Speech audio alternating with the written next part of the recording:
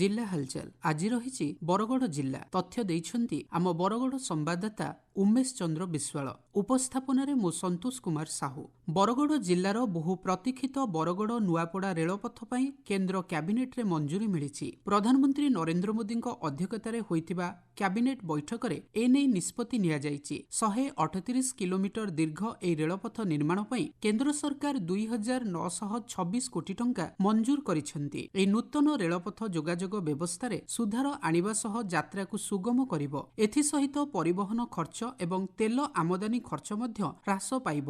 आगामी 2028-29 आर्थिक वर्ष सुधा एही रेलपथर निर्माण कार्य शेष करिबा पई लक्ष्य रखा जाइथिबा कुहा जाउछि। पछुआ अंचल भाबरे परिचित बरगड़ जिल्लार पद्मपुर अंचलर दीर्घ दिनर दाबी पूरण होइछि बोली कहिसेंति बरगड़ सांसद प्रदीप पुरोहित। आज केंद्र सरकार को कैबिनेट बैठक रे बरगड़ नुआपड़ा नुआ रेलवे लाइन 138 किलोमीटर लंबा रेलवे लाइन 2926 कोटी टंका केंद्र कैबिनेट मंजूर करिछ। एवं मु इथि लागि विशेष भाव रेलवे मंत्री अश्विनी वैष्णव जी को धन्यवाद दउछे। देशर यशस्वी प्रधानमंत्री नरेंद्र मोदी जी को धन्यवाद जणाउछे। बरगड़ रोड रु नुआपड़ा जिल्ला को संजोग हेतुबा एही रेलपथ निर्माण रे 11टी नूतन रेल स्टेशन स्थापन हेब। बरगड़ जिल्ला रे एथिपई 848 हेक्टर जमी अधिग्रहण हेबा सह 87 लाख श्रम दिवस सृष्टि हेब बोली एक सांबादिक सम्मेलन रे बीजेपी राज्य कार्यकारिणी सदस्य सुरेश्वर सतपथी सूचना दैछन्ति। हमर एटा सर्वमोट जो 138 किलोमीटर रास्ता जीवो ए रास्ता रे हमर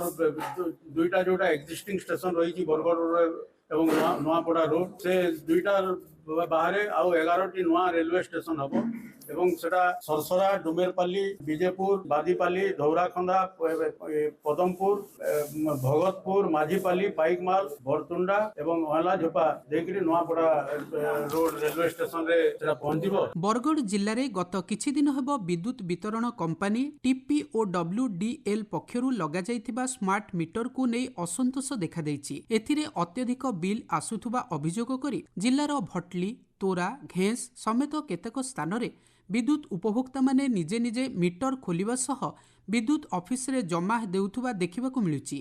एहाकू नै जिल्ला रे अभावनीय परिस्थिति सृष्टि होइछि।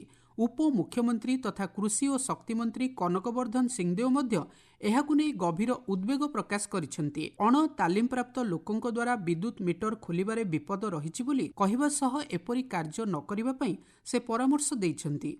अन्य पक्षरे एने TPWODL बुर्ला स्थित कंपनी जोगाजोग मुख्य मनोज पट्टनायक निज प्रतिक्रिया रे कहिसेंति जे कंपनी तरफ जो स्मार्ट मीटर समस्त ग्राहकों पाखे लगा जाउछि सेगुडिक संपूर्ण रूपे सुरक्षित एवं लैबोरेटरी रे परीक्षा करा जाइछि एवं संपूर्ण भाव रे सठिक रिपोर्ट यूनिट भाव काउंट करूचंती।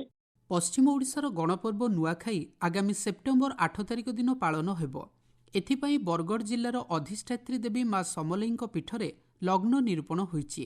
निर्धारित लग्न अनुसार सेप्टेम्बर 8 तारिख रविवार भाद्रव शुक्ल पक्ष पंचमी तिथि सकाळ 9 घंटा 35 मिनिट रु 10 घंटा 4 मिनिट मध्य सर्वसाधारण निज इष्टदेवींठारे नुआ भोग लागि करिवे।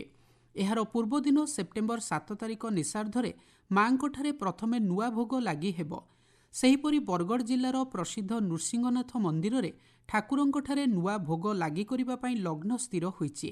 जिल्लार विभिन्न देवादेवी पीठमानंकरे परंपरा अनुसार नुआ भोग लागि कराजिबो।